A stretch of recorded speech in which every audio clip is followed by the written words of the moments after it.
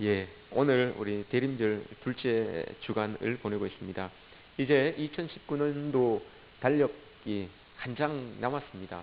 한 장 남은 달력도 이제 몇 날 남지 않았습니다. 15일, 한 20일 정도 이렇게 남았습니다. 그러면 이 한 장이 툭 느껴지고 2020년 새로운 달력이 걸려지겠죠? 그러면서 1월 달이 또 이렇게 시작이 될 겁니다. 이게 우리가 알고 있는 세상의 일정입니다. 태양력이라고 하는 세상의 일정이 이렇게 돌아갑니다. 그런데 그리스도인들에게는 여러분 달력이 또 하나가 있지요. 그걸 가지고 교회력이라고 이렇게 이야기를 합니다. 교회력은 그리스도인들은 그 삶의 기준이나 삶의 터가 예수 그리스도이기 때문에 예수님의 생애를 기준으로 우리의 인생을 살아간다라는 그런 의미로 교회력이라는 게 있습니다. 그 교회력에서 여러분 새해 1월달이 대림절 요기간입니다. 애드벤트라고 해갖고 대림절 요기간이 우리 교회력으로 따져서 그리스도인들에게 새해죠. 그러니까 지난 첫 주가 그리스도인들이 예수님 안에서 보내는 첫 번째 새해 첫 번째 첫날이 지난주였어요. 그러니까 오늘은 두 번째 새해 두 번째 날이 되는 거죠. 두 번째 주가 되는 겁니다. 이렇게 우리는 그리스도인으로서 예수님에게 맞춰서 우리의 삶을 살아가는 그런 모습들이 이 대림절 기간이다라고 이렇게 이야기를 합니다. 대림절 기간은 우리가 예수님의 오심을 기대하면서 또 기다리면서 보내는 그런 절기입니다. 우리 믿는 사람들은 예수님을 세 가지 방식으로 기다립니다. 첫 번째는 우리가 지금 기다리는 것처럼 이렇게 예수님의 생일을 기다리면서 예수님을 기다리죠.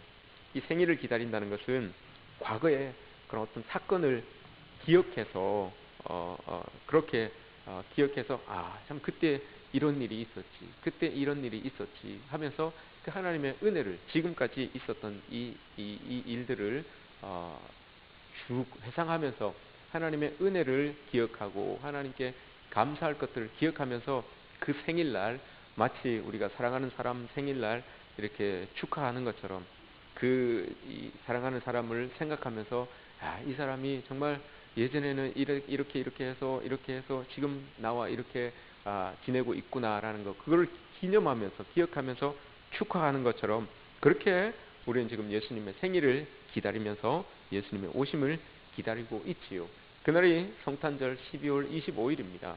근데 이 성탄절 날 또 이 대림절 기간에 여러분들이 밖에서 여호와의 증인들을 이렇게 만날 때가 있을 겁니다. 여호와의 증인들을 이렇게 만나보시면 그들이 꼭 물어보는 게 있어요. 그게 뭔가 하면 예수님의 생일이 언제입니까? 그걸 가지고 이야기를 하거든요. 우리는 알고 있기를 성탄절이 12월 25일이니까 예수님의 생일이 12월 25일이다 라고 이렇게 이야기를 합니다. 근데 그 사람들은 이야기하기를 예수님의 탄생일은 12월 25일이 아닙니다 라고 이렇게 이야기를 해요. 그러면 우리 기존의 성도님들 중에서 믿음이 좋으신 분들은 모르겠지만 믿음이 연약한 분들은 이게 흔들립니다. 그러면 우리 목사님도 12월 25일이라고 그랬는데 우리 교단에서도 12월 25일이라고 그랬는데 그럼 예수님의 생일은 도대체 언제일까? 이렇게 하면 이제 의문이 들기 시작하죠. 그 틈을 타서 여호와의 증인들은 이제 자기들의 교리를 집어넣기 시작하는 그런 이제 일들이 있습니다. 근데 사실 여러분 예수님의 생일이 언제입니까? 여러분들이 알고 계시는 여러분들의 예수님의 생일은 언제입니까? 12월 25일이 맞습니까? 예, 우리 잘 이제 들어보셔야 됩니다. 원래 예수님의 생일은 초대교회 교인들은 여러분 예수님의 생일에 대하여서 중요하게 생각하지 않으셨어요. 왜냐하면 초대교회의 중요한 것은 예수님의 태어나심보다도 더 중요한 게 더 중요하게 여겼던 것이 예수님이 십자가에 돌아가신 거 그리고 부활하신 거 여기에 대해서 이 초대교회 교인들은 관심이 되게 많았어요. 예수님이 십자가에 죽으시고 우리를 위해서 십자가 죽으시고 부활하셔서 하나님 우편에 앉으신 거 이 사건이 이 초대교회 성도들에게는 더 이 삶의 중심이 되었던 겁니다. 그래서 이것 중심으로 살아가다 보니까 예수님의 생애, 이 태어남에 대하여서는 별 관심이 없었던 겁니다. 그런데 언젠가부터 이 예수님의 태어나신 날짜에 대하여서 관심을 가지기 시작했어요. 이게 이제 필요할 때가 됐습니다. 예수님의 태어나신 날을 알아야 되는 이 필요성을 느끼게 된 그런 이 일들이 일어나게 됐어요. 그런데 벌써 그때를 이제 예수님이 태어나신 날이 언제일까 그걸 상고하기 위해서 찾아봤지만, 자료들이나 사람들을 찾아봤지만 그때는 이미 늦었죠. 그 상황을 알고 있었던 많은 사람들은 다, 대부분의 사람들이 다 죽고 나서 이 정보를 얻을 곳이 없었어요. 그래서 이 초대 교회에서 예수님의 탄신일을 우리가 그 날짜를 찾아야 된다, 정해야 된다라고 하는 그런 이 움직임이 있었습니다. 그래서 예수님을 가장 상징적으로 잘 나타낼 수 있는 그런 때를 찾은 겁니다. 그 때를 찾다 보니까 어둠이 제일 길었던, 밤이 제일 길었던 그때가 딱 끝나고 이제 그 어둠이 짧아지는 그때를 기점으로 우리 예수님의 태어나심을 잡자라고 이렇게 이야기를 한 거예요. 그때가 동짓날이잖아요. 동짓날이 밤이 제일 길잖아요. 그 다음 날을 이 예수님의 탄신일로 그렇게 정한 겁니다. 왜냐하면 그게 예수님께서 빛으로 오신 예수님의 그 상징성을 가장 잘 나타내는 날일 수 있기 때문에 그렇게 정한 거죠. 그래서 12월 25일을 로마 교회를 중심으로 서방 교회들은 예수님의 탄신일로 그렇게 지키는 거고요. 아직까지 동방교회에서는 1월달을 예수님의 생일로, 예수님의 탄신일로 지키고 있습니다. 이 성탄 이전에 4주일, 4번의 주일을 우리가 이렇게 지키는, 이걸 대림절이다라고 이렇게 이야기를 합니다. 4번의 주일을, 이 기간 동안 우리는 예수님의 탄생을 묵상하지요. 태초에 말씀으로 하나님과 함께 계셨던 그 말씀이 이제 육신을 입고 우리에게 오셔서 그 오신 그날을 기다리면서 또 오시고 나서 십자가에 돌아가시고 그 십자가에서 돌아가시고 난 다음에 무덤을 거쳐서 우리의 구원자가 되어주시고 우리의 구속자가 되어주신 그 날을 기다리고 축하하는 게 바로 우리가 이 대림절이고 성탄 날입니다. 두 번째는 그리스도인들이 예수님을 기다리는 그 방법 중에 하나가 예수님의 다시 오심을 기다리는 그런 기다림으로 예수님을 기다리죠. 육신으로 우리 가운데 오셨던 그 하나님의 아들께서 이제 부활하신 후에 하나님 자리로 올라가셨습니다. 그분이 정하신 때에 다시 이 땅에 오신다고 하셨습니다. 이 땅에 오셔서 오염되고 타락하고 거짓되고 훼손되었던 모든 하나님의 피조 세계와 또 인류를 다시 싹 정화하시기 위하여서 이 땅에 오신다고 하셨습니다. 그때가 되면 정말 예수님의 부활에 모든 성도들이 동참하게 될 것이고, 그래서 동참하여서 새 하늘과 새 땅을 우리가 차지하고 그곳에서 영원한 생명을 누리게 되는 것, 이게 여러분 두 번째로 우리가 예수 그리스도를 기다리는 그 기다림의 방법입니다. 예수님이 이 땅에 정말 재림주로 오실 그때를 기다리는 방법이죠. 세 번째로 기다리는 방법이 있습니다. 그것은 뭔가 하면 재림주로 오시는 그분도 아니고 성탄절날 그 생일을 기다리면서 기다리는 그것도 아니고 오늘 내 삶에 늘 함께 다가오시는, 늘 예수 그리스도 나의 구원자로 다가오시는 그 성령 하나님을 기다리는 기다림, 이게 또 예수님을 기다리는 성도들의 마음입니다. 오늘 나의 삶 가운데, 오늘 내 생 가운데 그 살아계시는 예수 그리스도가 나에게 찾아와 주셔서 나를 성령으로 하나님의 능력으로 이끌어 주셨으면 하는 그런 마음을 가지고 기다리는 이 기다림, 이것도 성도들이 예수 그리스도를 기다리는 기다림 중에 하나다라고 이렇게 우리는 이야기할 수 있습니다. 예수님이 부활 승천하고 나셔서 우리는 우리와 함께 계셨던, 이 땅에 함께 계셨던 그 예수 그리스도께서 이제 우리와 더 가까이 지내지 못하신다라고 이렇게 생각할 수가 있어요. 그런데 여러분, 예수님이 부활하셨다는 것은 그런 의미가 아니죠. 예수님이 부활하셨다는 것은 이제는 육신으로 우리와 한정적인 그런 거리를 가지고 한정적인 관계를 가지고 그렇게 계시던 그 예수님이 아니라 이제 부활하신 그 예수님은 성령으로 우리에게 오셔서 언제든지 어느 때든지 누구에게나 이렇게 임할 수 있는 그런 하나님으로 우리에게 다가오신다는 그런 의미가 바로 부활하셨다라는 그런 이 뜻이죠. 부활의 뜻 중에 하나가 이거예요. 우리가 어디에 있든지 어느 곳에 있든지 어떤 사람이든지 언제든지 예수 그리스도께서 부활의 영으로 성령으로 우리에게 다가오셔서 우리를 만나 주실 수 있다. 이게 여러분 부활의 의미입니다. 우리가 지금 기다리고 있는 예수님은 바로 이런 예수님이에요. 오늘도 성탄절날만 나를 찾아오시는 그 예수님이 아니라 오늘도 성령으로 나를 찾아오시는 그 하나님. 내가 교회에 있을 때만 하나님이 나를 찾아오시는 것이 아니라 내가 삶의 자리에 있을 때에도, 내가 음부에 있을지라도 나를 찾아와 주셔서 나를 끌고 가시려고 원하시는 그 예수 그리스도, 그 예수 그리스도를 여러분 오늘도 우리는 기다리고 또 원하고 있는 거죠.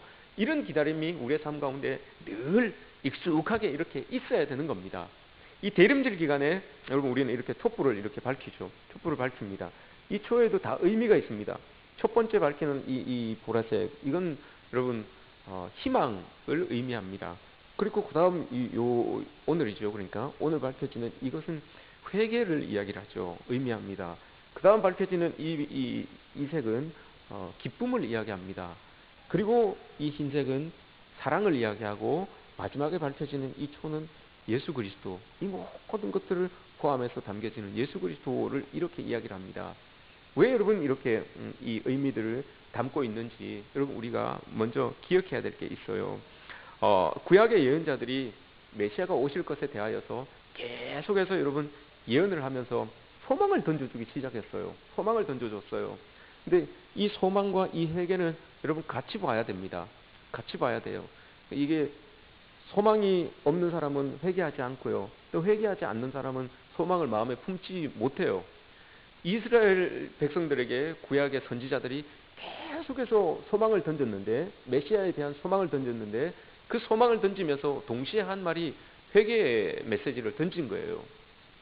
오늘도 우리가 읽은 말씀에 보면 이사야 선지자가 나오는데, 그 선지자가 받은 바 말씀을 유다와 예루살렘에 향하여서 던지신 그런 계시의 말씀입니다. 그 계시의 말씀이 어떻게 시작이 되는가 하면 이렇게 시작이 됩니다.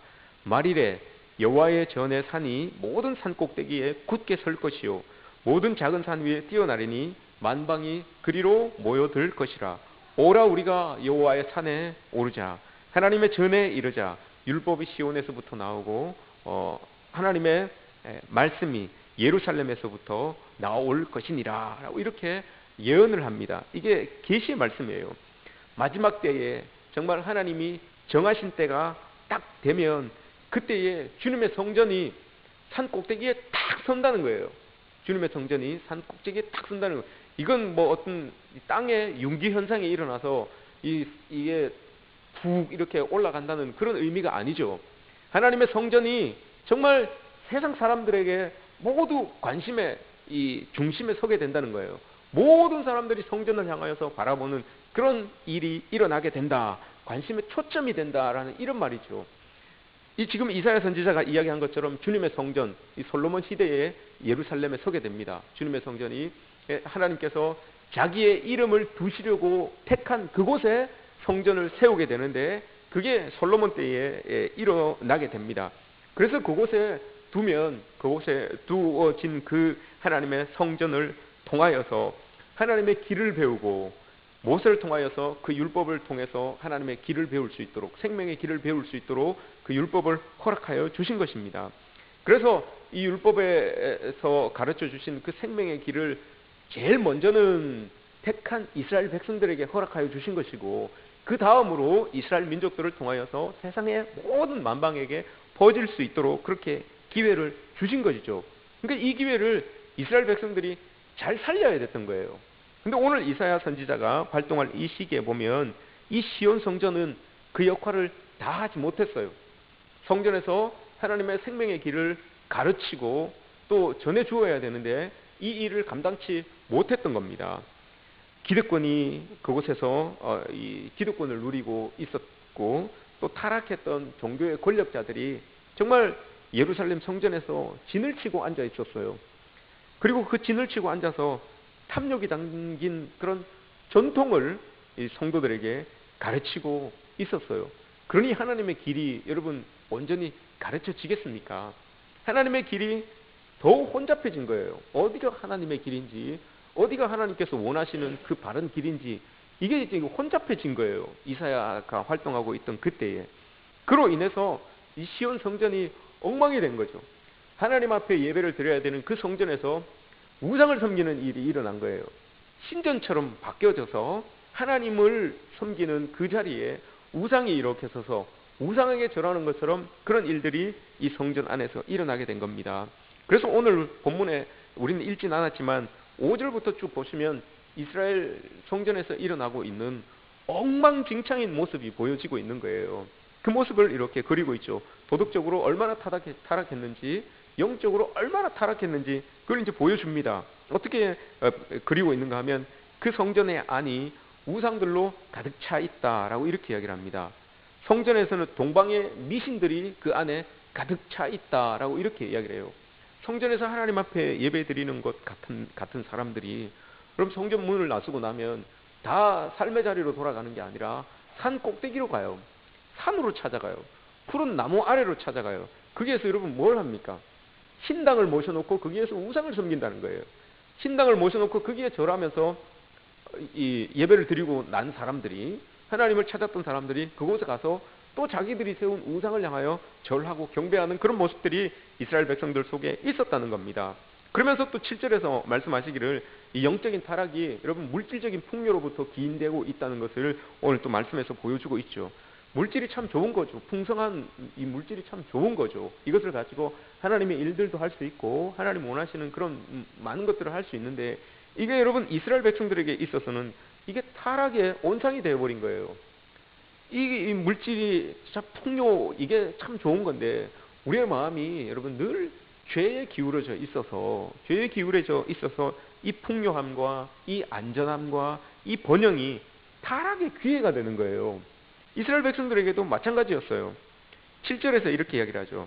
그들의 땅에는 은과 금이 가득하고 보화가 무한하며 마필이 가득하고 병거가 무수하다라고 이렇게 말합니다. 물질적으로 여러분 태평성대를 누리고 있었던 이때가 바로 이때예요. 이사야 선지자가 활동하고 있었던 이때, 부족함이 없었어요. 부족함이 없었던 그런 이때를 지내고 있었는데 이사야는 그걸 그렇게 보지 않았어요. 영적으로 여러분 너무 타락했고 영적으로 너무 병들어 있다, 도덕적으로 너무 부패해 있다라는 것을 이 이사야가 딱 알았습니다. 그래서 이사야가 9절에서 이렇게 말씀하셨잖아요. 천한 자도 절하며 귀한 자도 굴복하오니 그들을 용서하지 마옵소서, 이렇게 이야기를 해요. 이게 오늘 우리말로 좀 쉽게 번역하면 너무 그리스도인들이, 하나님을 믿는 사람들이 천박합니다, 이 말이에요. 하나님을 믿는 사람들이 너무 천박합니다. 그 뒤에 말은 하나님을 믿는 사람들이 세상을 향하여서 너무 비굴합니다, 이런 의미예요. 그리스도인들이 여러분 너무 천박해져요. 그때 하나님을 섬겼던 사람들이 세상을 향하여서 너무 비굴하대요. 이게 이사야가 보고 있는 이 이스라엘 백성들의 상황이었어요. 근데 그 사람들은 모르죠. 그걸 모르고 있어요. 왜 그렇습니까, 여러분? 지금 물질적인 상황만 봐서 지금 현상, 자기들을 주변에서 일어나고 있는 현상들을 봤을 때는 너무 좋은 거예요, 여러분. 너무 풍부하니까 쓸 것도 많고 입을 것도 많고 먹을 것도 많고 불편함이 없었던 거예요. 삶을 살아가는데 불편함이 없었던 거예요. 너무너무 좋은 거예요. 막 마필도 많고 병거도 많고 은금이 넘쳐나고 풍요가 그냥 눈앞에 이렇게 쫙 보여지는 거예요. 그러니까 이 사람들이 거기에 대하여서 영적으로 타락하고 있는 것에 대하여서 감을 못 잡은 거예요. 그 이사야 선지자는 봤을 때 너무 천박합니다, 너무 비굴합니다 라고 이렇게 딱 보고 있었던 겁니다. 이사야는 이 영적인 위기를 딱 보고 있었던 거죠. 알고 있었던 겁니다. 그래서 정말 이 겉으로는 잘 되고 있는 것 같은데, 겉으로는 아무 문제도 없이 참 평탄한 것 같은데 이사야는 영적으로 혼미해지고 있는 거, 삶이 부패해지고 있는 거, 이걸 여러분 딱 봤어요. 그래서 너무 천박하고 너무 비굴하다는 거예요. 하나님께서 이스라엘 백성들을 정말 하나님의 이름을 두시려고 딱 택한 백성인데 그 택한 백성으로서의 품격이 없는 거예요. 그 택한 백성으로서의 여러분 그 성결함이 없는 거예요. 그 택한 백성으로서 제사장 나라 백성으로서의 그런 성결함이, 고결함이, 이런 게 없는 거예요. 그냥 세상에서 볼 수 있는 그런 사람의 모습으로 이스라엘 백성들이 완전히 이렇게 타락해버린 그런 모습들이 이사야에게 보여진 겁니다. 그래서 이사야가 하나님께 기도하기를, 하나님 저들을 용서하지 마십시오, 이렇게 이야기를 해요. 이건 하나님이 심판하셔야지만 이 모든 것들이 다 정리가 되지, 이거 용서하고 해서 될 일이 아닙니다 라고 이렇게 지금 이사야가 이야기하는 겁니다. 이사야가 이런 현상을 볼 수 있었던 이유는 이사야가 하나님의 계시를 통해서 지금 이스라엘 시온 이 성전을 통해서 하나님께서 어떤 일을 하시기를 원하시는지 그걸 알았기 때문에 그게 보였던 거예요. 하나님은 분명히 요 이스라엘 성전을 통하여서, 이스라엘 예루살렘의 시온 성전을 통하여서 하나님이 하시고자 하는 그 계획이 이사야에게 이렇게 계시로 보여졌는데, 그 계시와는 너무 다른 모습들이 성전에서 보여지니까 이게 이사야가 정말 이 계시의 말씀을 통하여서 이스라엘 백성들을 깨우쳐 가시는 그런 모습으로 나오는 겁니다. 하나님이 딱 떨치고 일어나면, 마지막 날에 하나님이 딱 떨치고 일어나면 이 시온 성전이 성전의 기능을 다시 회복할 터인데, 그렇게 되면 그곳에서 모든 민족들이 하나님의 생명의 길을 배우기를 원해서 성전으로 몰려들 것이라는 거예요. 그 비전을 이사야가 본 거예요. 하나님이 성전에다가 힘을 딱 불어넣으시면 그 성전이 쫙 정리가 될 것이고, 그렇게 되면 많은 사람들이 그곳에서 하나님의 길을 배우기 위하여서 그곳으로 몰려오는 그 비전을 이사야가 딱 본 거예요. 그래서 그 몰려든 사람들이 그 성전에서 하나님의 길을 정말 배우고 그 배운 길대로 행하게 되면 그때 정말 세상에 평화가, 세상에 평안이 자리 잡게 될 것이다 라는 거, 이게 지금 이사야가 이야기하고 있는 겁니다. 그 미래에 대해서 이사야가 4절에서, 오늘 우리가 읽은 4절에서 그렇게 이야기를 합니다. 4절에서 주님께서 민족들 사이에서 분쟁을 판결하시고 백성 사이에서 갈등을 해결하실 것이니 그들이 칼을 쳐서 보습을 만들고 창을 쳐서 낫을 만들 것이라. 이것이 여러분 지속 가능한 평화다라고 이렇게 이야기를 합니다. 하나님께서 이 땅에 오셔서 성전을 회복시키시고 그 성전에서 하나님의 길을 배운 사람들이 그 배운 대로 행해 나아갈 때, 그때 여러분 지속 가능한 평화가 우리 마음속에, 우리의 삶 속에 누려지게 된다는 겁니다. 그래서 그렇게 될 때 칼을 쳐서 보습을 만들고 창을 쳐서 낫을 만드는 그런 일들이 일어나게 되는 거죠. 작년까지만 해도 여러분 저는 기대하기를, 야, 우리나라에 정말 이런 지속 가능한 평화가 오는가, 이런 기대를 했었어요. 사실 남북 관계가 너무 좋았기 때문에, 너무 이렇게 이 화해 무드가 너무 잘 조성되어 있었기 때문에 저는 이런 지속 가능한 평화가 오는구나라는 그런 생각을, 기대감을 좀 가지고 있었죠. 근데 최근에 지금 일어나는 일들을 보면 이게 또 아니구나라는 것을 또 새삼 또 깨닫게 됩니다. 이렇게 여러분 지속 가능한 평화가 잘 안 돼요. 그 기대감이 다 쪼그라들었어요. 다 쪼그라들고 이제 또 언제 또 뭐 무슨 일이 일어날까, 이런 걱정들이 더 많아요. 여러분 안에 여러분 어떻습니까? 지속 가능한 평화가 여러분들 마음속에 여러분 있습니까? 좋은 일이 있을 때만 기쁘고 즐겁고 평화하고, 이게 아니라 여러분 예수님께서 이야기하는 것은, 이사야 선지자가 이야기하는 것은 하나님을 믿고 하나님의 도를 배우고 그 도대로 살아가는 사람들은 상황이나 처지나 이런 것들 무관하게 늘 여러분 마음속에서 그 지속 가능한 평화, 늘 평화가 흘러 넘쳐야 되는 그 사람들이 바로 하나님을 믿는 사람들이다라고 이렇게 이야기를 하는 겁니다. 그래서 여러분 지속 가능한 평화가 있을 때 우리에게서 일어나는 일이 뭔가 하면, 오늘 말씀에서 이야기해 칼을 쳐서 보습으로 만드는 거예요. 창을 쳐서 낫으로 만드는 거예요. 이게 여러분 어떤 의미입니까? 칼을 쳐서 더 이상 칼을 쓸 필요가 없으니까, 평화가 있으니까 더 이상 칼을 쓸 필요가 없으니까 이제 그 칼을 다 녹여가지고 여러분 삽을 만든다는 거예요. 삽을 만들어서 농사 짓고 이러고 평화하게 살아간다는 거예요. 더 이상 창을 쓸 필요가 없으니까 그 창을 여러분 다 녹여서 낫을 만들어서 여러분 농사 짓고 그렇게 살아간다는 거예요. 이게 평화예요, 여러분. 그리스도인들이 누리는 평화가 이거란 말이죠.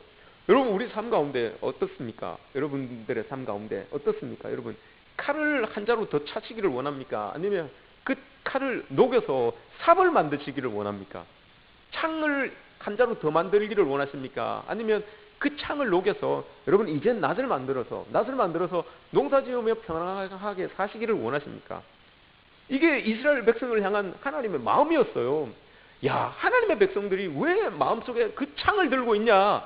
왜 하나님의 백성들이 평화를 이야기하고 있는 그 하나님의 백성들이 낮은 칼을 들고 있냐 이 말이에요. 하나님께서 주신 그 평화를 맛보고 사는 사람들이 왜 옆구리에 창을 차고 다니며 칼을 차고 다니며 그 창을 휘두르기를 원하고 그 칼을 쓰기를 원하는 그런 삶을 사냐 이거죠. 하나님께서 원하시는 하나님의 백성들은 이게 아니라는 거예요. 더 이상 하나님의 백성들에게 그 창이 필요 없고 그 칼이 필요 없다는 거예요. 여러분, 우리의 모습이 이랬으면 좋겠습니다. 이번 대림절 기간에는 여러분 우리의 마음속에 있는 그 창을, 그 칼을 다 녹여서 여러분 삽으로 만들고 낫으로 만들어서 평화를 다시 한번 우리가 이루어갈 수 있는 그런 우리의 모습이 되었으면 좋겠습니다. 이게 여러분 지속 가능할 때, 지속 가능한 평화가 있을 때 이렇게 되는 거예요. 하나님께서 여러분 우리에게 분명히 지속 가능한 평화를 주셨는데 우리는 그 지속 가능한 평화를 지속하지 못해요. 화나는 일이 있으면 도리어 낫을 녹여서 창을 만들려고 하죠. 도리어 삽을 녹여서 칼을 만들려고 합니다. 화가 확 나면 뭐부터 찾습니까, 여러분? 창부터 찾습니까? 이렇게 되면 안 된다는 거죠. 우리도 하나님의 평화를 덧입은 사람들인데, 그럼 여러분 우리는 그 창을 녹일 줄을 알아야 돼요. 그 칼을 녹일 줄 알아야 돼요. 그래서 이젠 더 이상 우리의 삶 가운데 창이 필요 없고 우리의 칼이 필요 없는 그런 모습들이 우리의 모습 속에서 나타나야 되는 거죠. 이게 여러분 지속적인 평화, 항구적인 평화입니다. 이게 예수님께서 우리에게 주시기를 원하여서 이 땅에 오신 이유가 바로 이겁니다, 여러분. 여러분 서로 칼을 차고 계신 분들 있습니까?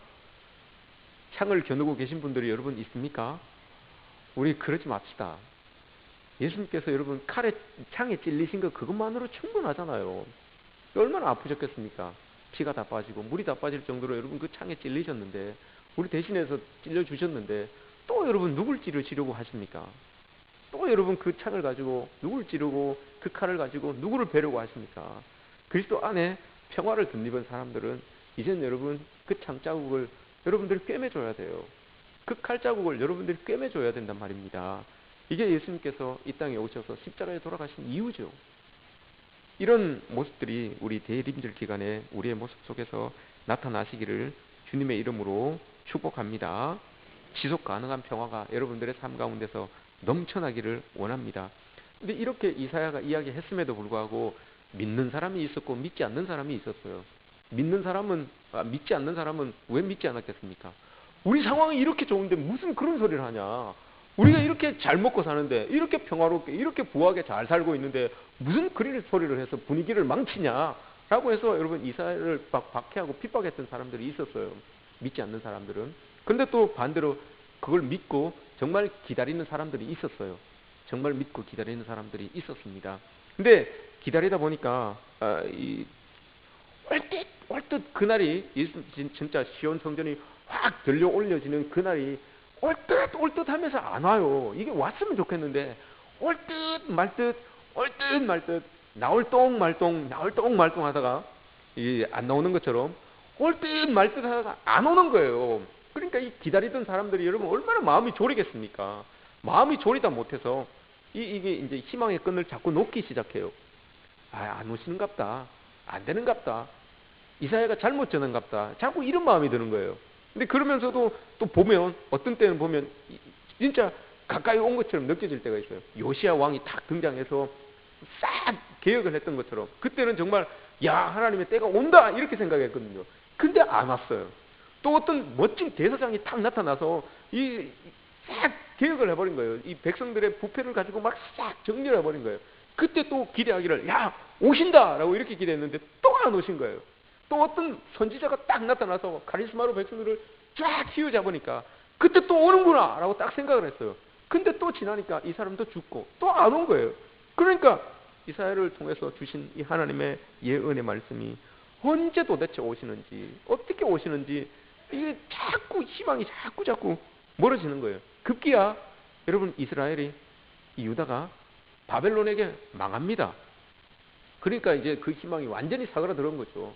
바벨론이 들어와서 이스라엘을 그냥 푹 삼켜버리니까 이건 뭐 이사야 선지자의 예언을 믿고 있었던 사람들이 혼란에 빠지기 시작합니다.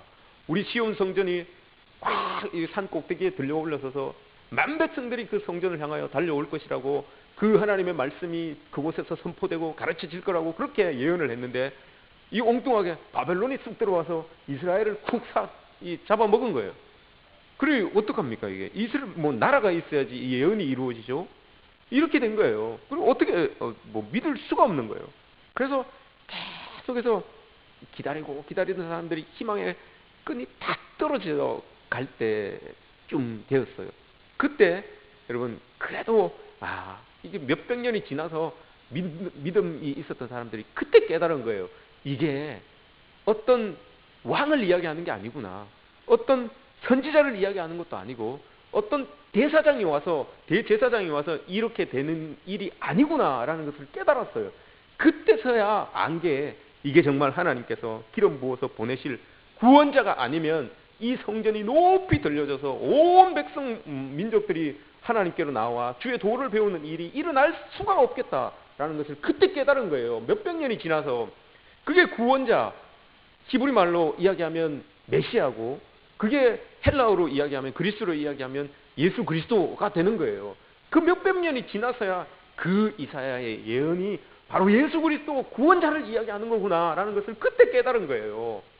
그때 깨닫고 여러분 그것을 지키기 위하여서 사람들이 그러면 그 예언자가 어떤 모습으로 올까? 어떻게 올까? 어디에 올까? 그걸 성경에 기록된 성경을 찾으면서 막 다 찾아본 거예요. 사람들이 연구하고 찾아보고 막 다 조사를 해본 거예요. 또 어떤 사람들은 천체를 관측하면서 어떤 일이 일어나지 않나 그걸 막 관측을 했던 거죠. 근데 이렇게 했음에도 불구하고 찾아내지 못했던 거예요. 그러던 와중에 주전 2세기에 여러분 안티오쿠스 2세가 여러분 들어와서 이 예루살렘 성전을 이교도 신전으로 만들어버리죠. 그곳에서 돼지를 잡고 막 예물을 드리고 하는 그 일이 일어났었어요. 그래서 그걸 막기 위해서 마카비라고 하는 형제가 탁 일어나서 그걸 막아내잖아요. 봉기를 일으켜서 그걸 이겨내요. 그때 사람들이 저 마카비라고 하는 사람이 구세주구나 이렇게 생각을 했었어요. 정말 이 성경에서 이야기했던 그 구세주가, 이사야가 예언했던 그 구세주가 바로 저 마카비구나. 왜냐하면 성전을 회복했기 때문에 저 사람이구나라고 이렇게 생각을 했었어요. 그래서 막 추앙하는 사람들이 막 생겨났는데 몇 년 살다가 죽었어요. 전쟁에서. 그러니까 아니죠. 저 사람도 또 아니구나. 이렇게 이제 이야기가 됐던 거예요. 그래서 그 희망의 끈이 다 끊어질 대로 끊어졌어요. 근데 아니나 다를까 바벨론에 점령됐던 그 이스라엘이, 그 바벨론이 지나가고 페르시아가 와서 또 이스라엘을 또 점령합니다. 그 페르시아가 지나가고 나서 또 시리아가 와서 또 이스라엘을 또 점령합니다. 그 시리아가 지나고 나니까 그때 초강대국, 당시에 초강대국이었던 로마가 와서 이젠 이스라엘을 점령을 해버립니다. 그러니까 그 희망이 있겠습니까? 그 소망이 있겠습니까? 메시아에 대한 소망이 없어요. 다 끝났어요. 다 끝났어요. 그때 여러분 이스라엘 역사에 한 번도 주목받지 못했던 베들레헴이라고 하는 작은 동네가 있어요. 우리 여러분 외동보다도 더 작아요. 모아보다도 더 작은 동네예요. 진짜 작은 동네예요. 그 베들레헴에 여러분 우리에게 가다란 희망의 그 희미한 빛을 내기 시작했습니다. 그게 바로 여러분 이 이사야가 700년 전에 예언했던 그 예언의 말씀이 이루기 시작하는 출발점이 곧 베들레헴에서 다 시작이 된 거예요. 어린 아기로부터, 구유에서부터 여러분 그 700년 전에 예언한 그 예언의 말씀이 이루어지는 출발점이 거기에서부터 딱 생겨나게 된 겁니다. 이게 바로 예수 그리스도가 이 땅에 오신 성탄의 모습입니다. 여러분 희망과 모든 소망이 다 끊어졌을 때, 여러분들이 지금 저는 700년의 역사를 여러분들에게 이야기한 거예요. 700년의 역사를 지금 짧은 시간에 여러분들에게 이야기를 한 겁니다. 이것만 알면 교회사가 이렇구나라는 걸 여러분들이 이제 아시는 거예요. 700년의 역사를 여러분들에게 이야기한 겁니다. 이렇게 여러분 우리 가운데 이제 세상에서 가장 작고 연약한 모습으로 예수 그리스도가 이 땅에 오셔서 정말 우리 가운데 오셔서 하나님의 길을 가르쳐 주시지 않습니까?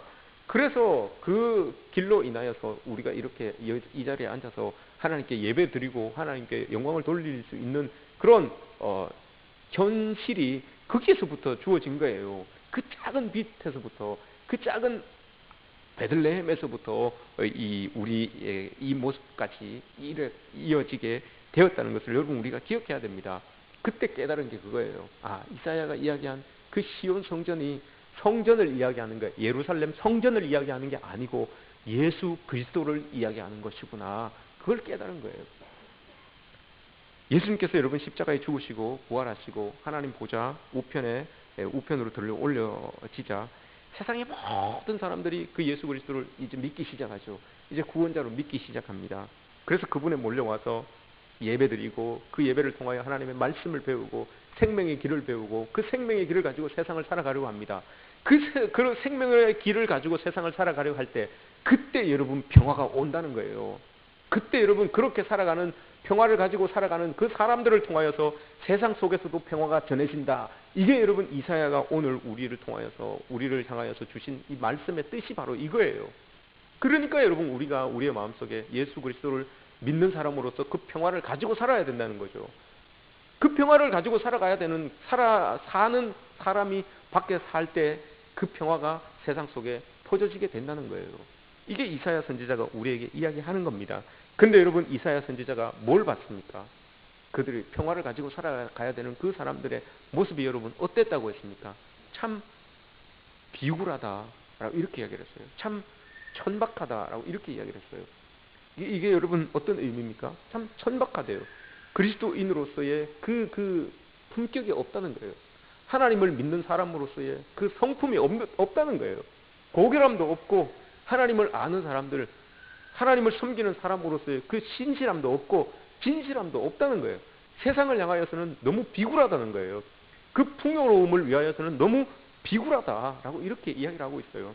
근데 이 말씀을 이렇게 여러분 묵상하면서 야, 이게 정말 오늘날 우리의 세상과 정말 맞구나라는 것을 다시 한번 깨닫게 됩니다. 사람들이 천박해지고 백성이 비굴해졌어요. 정치계뿐만이 아니라 학계, 종교계 다 여러분 너무너무 천박해졌어요. 사람들이 너무 비굴해졌고요. 너무 천박해요. 그리스도인들이 하나님을 믿는 사람들이 여러분 너무 천박해졌어요. 너무 거룩한 것들과는 너무 거리가 멀게끔 살아가요. 평화를 이야기해야 되는데 그 평화와는 여러분 너무너무 거리를 두고 살아가는 사람들이 그리스도인들이 되어버렸어요. 은금은 가득하지만 정말 풍요로움은 가득하지만 그 풍요로움이 죄악의 도구가 되는 것은 아닌지 다시 한번 돌아보게 되는 그런 이 현실을 우리가 마주하고 있습니다. 다윗이 여러분 시편 12편에서 이렇게 기록하고 있습니다. 주님, 지금부터 영원까지 나를 지켜주십시오. 주위에 악인들이 우글거리고 비열한 사람들이 너무 많습니다. 이렇게 이야기를 해요. 다윗이. 우리 때와 너무 많아요. 참 주위에 악한 사람들이 많고 비열한 사람들이 많고 비천에 너무 그리스도인들이 비천한 그런 이 모습이 우리에게 이렇게 있어요. 계름절 기간에 여러분 우리가 뭘 소망하고 뭘 희망해야 되겠습니까? 뭘 회개해야 되겠습니까? 이거예요, 바로 여러분.